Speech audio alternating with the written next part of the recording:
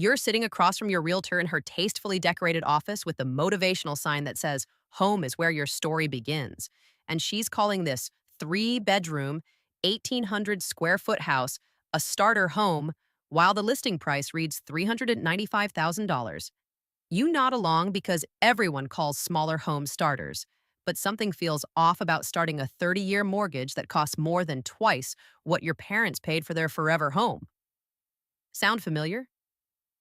That weird cognitive dissonance when someone calls a $400,000 commitment temporary? You've been told this is the entry point, the sacrifice you make for 5 to 7 years before upgrading to the real family house. The realtor has the whole narrative mapped out for you. Build equity, let appreciation work its magic, sell in 5 years, move up the ladder. It sounds reasonable. Everyone does it this way, except they don't, because the math doesn't work. I'm going to show you exactly why the starter home concept is a trap using actual amortization schedules, transaction costs, and equity calculations. We'll reverse engineer what you'd actually have available for your upgrade after 5 years, reveal why realtors benefit from this mythology, and explain why the family who bought their starter home in 2019 is still living there and will be for another decade minimum. Here's the thing about starter homes: nobody questions the terminology.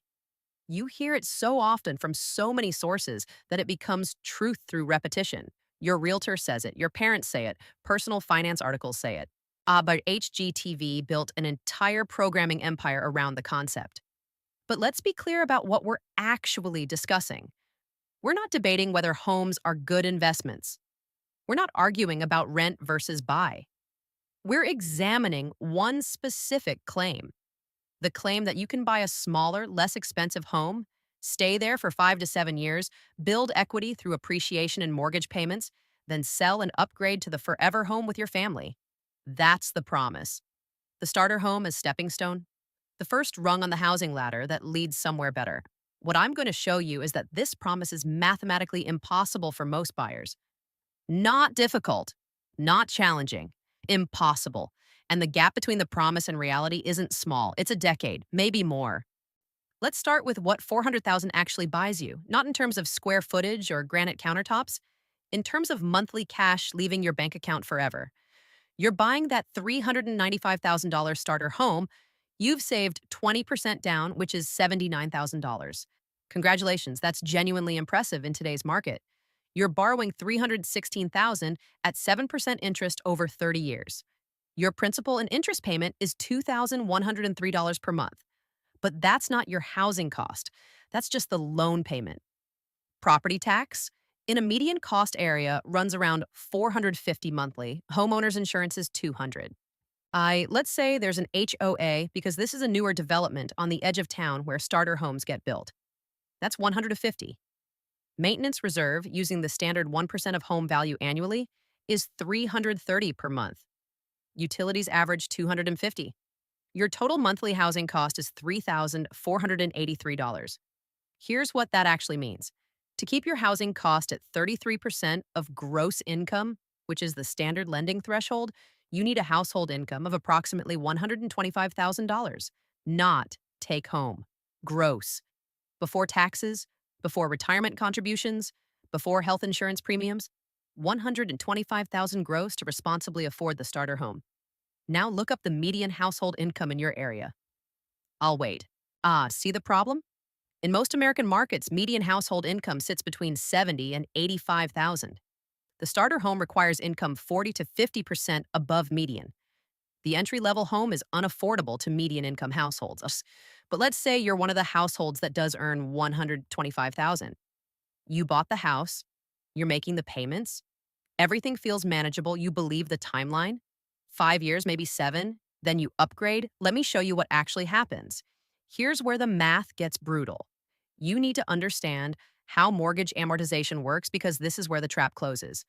Year 1, you make 12 payments totaling $25,236. Feels like you're building equity fast, right? You paid $25,000 toward your house, except you didn't. You paid $22,136 in interest. Only $9,400 went to principal. Year 1, equity from payments is $9,400. Year 2, you pay another 25,236. This time, 9,800 goes to principal. Year 3, 10,200. Year 4, 10,630. Year 5, 11,140. Let's add that up. Over 5 years, you made 60 payments. You paid $126,180 to your mortgage company. Your principal balance decreased by $51,870. But remember, you also put $79,000 down at purchase. So your total equity from money you've paid is $130,870. Now let's add appreciation. We'll use 3% annually, which is conservative compared to historical averages, but realistic for planning. Year 1, home appreciates to 406,850. Year 2, 419,055. Year 3, 431,627. Year 4, 444,576. Year 5, 457,913. Your home is now worth 457,900. You owe 264,130 on the mortgage. Your equity is 141,900. Sounds pretty good. You more than doubled your down payment through appreciation. This is where everyone stops calculating.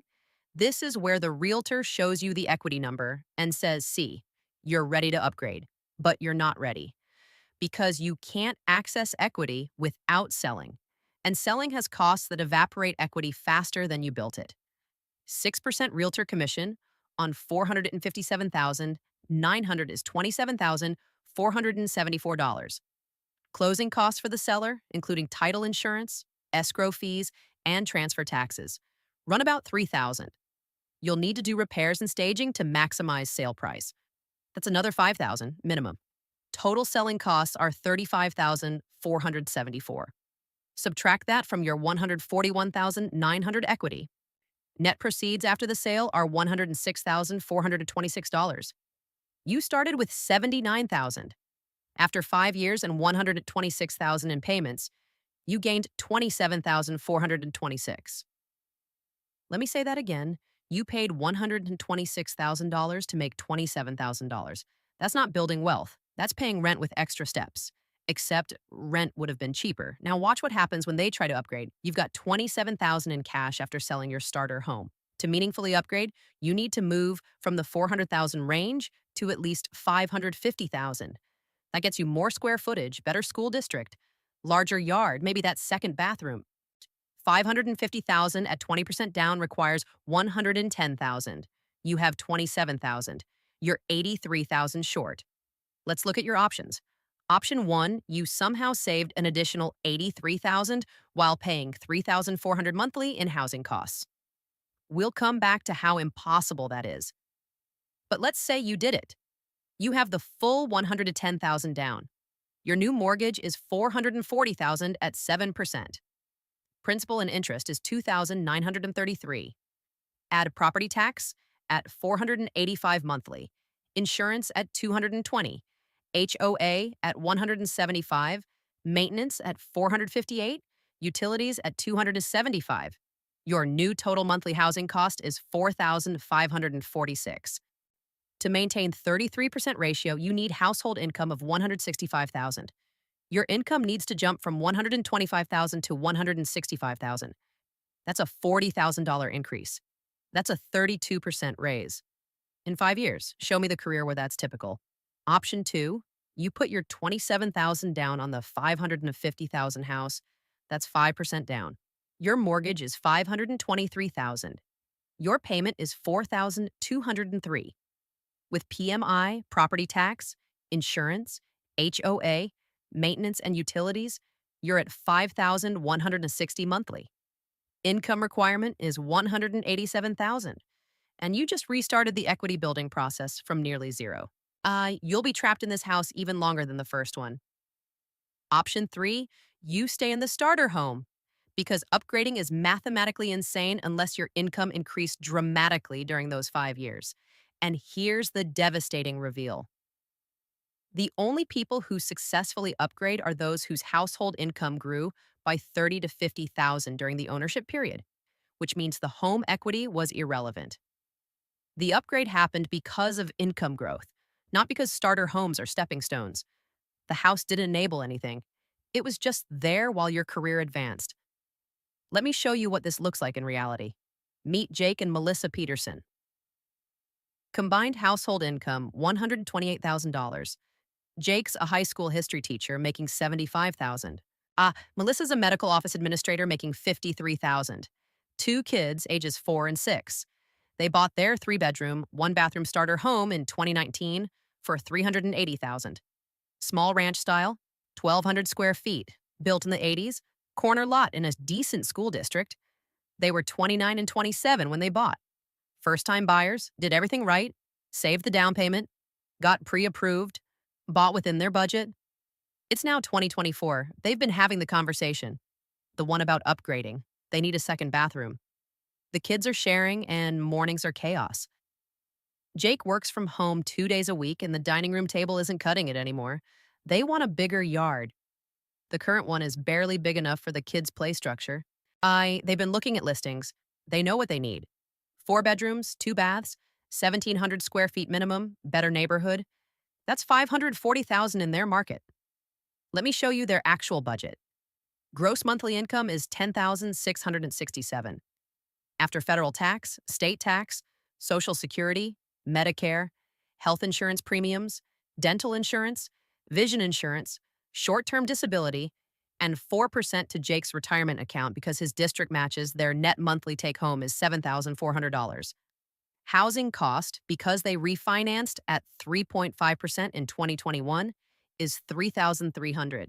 That's mortgage, property tax, insurance, and a small maintenance reserve. Ansha childcare is $1,200 monthly for after-school programs for both kids. 2 car payments, both used reliable sedans, total $650. Car insurance is $280. Gas is $300. Groceries for a family of 4 is $850. Utilities including electric, water, trash, and gas are $300. Cell phones are $140. Internet is $70. Streaming services are $50. Kids' activities, soccer in fall and swimming in summer, are $200 monthly averaged. Clothing for growing kids is $150. Personal care, haircuts, and basics is $100. Eating out, maybe twice a month, is $200. Miscellaneous household items, school supplies, birthday gifts, everything else is $200. Add that up. $7,390. They have $10 margin per month. $10. They actually have about $300 cushion, but only because Melissa's parents watch the kids 1 day per week, saving them $260 monthly in childcare. Their emergency fund is $4,000. It was $8,000, but they had to replace the HVAC last summer. That's the reality of the starter home. They can't save for a bigger down payment. They can't afford a higher payment. They can't move without a significant income increase. Here's what that actually feels like day to day. It feels like Jake smiling when his brother visits from Seattle and comments about the kids sharing a bathroom and asks when they're getting a bigger place. He says someday, but he's done the math. They're staying there until the kids are in high school minimum. It feels like Melissa seeing houses in the neighborhood listing for $560,000 and doing the payment calculation in her head and feeling her chest tighten. It feels like their daughter asking why Emma's house has a playroom and theirs doesn't. It feels like every unexpected expense, the $600 car repair, or the $300 dental bill, wiping out the tiny buffer they've built. This isn't their starter home. This is their home. Period. But here's what nobody tells you. The system is designed this way. Realtors don't benefit from you buying once and staying 20 years. They benefit from transactions. The starter home narrative guarantees 2 transactions instead of 1. You buy the starter, then 5 to 7 years later, you buy the upgrade. That's 2 commissions instead of 1. Due 2 loan origination fees, 2 inspection fees, 2 appraisal fees, 2 title insurance policies. The entire real estate industrial complex profits when people treat homes as temporary. Nobody makes money when you buy strategically and stay. So they sell you the latter metaphor, the stepping stone story, the temporary sacrifice narrative. It's brilliant marketing because it makes a $400,000 commitment feel manageable and acceptable. Just 5 years. You can do anything for 5 years. Except you can't do 5 years because the math doesn't work. The math delivers 14 years minimum. But if they told you 14 years up front, you'd make different choices.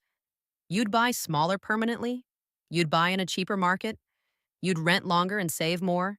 You might not buy at all. The industry can't have that. So they give you starter, they give you ladder, they give you upgrade timeline.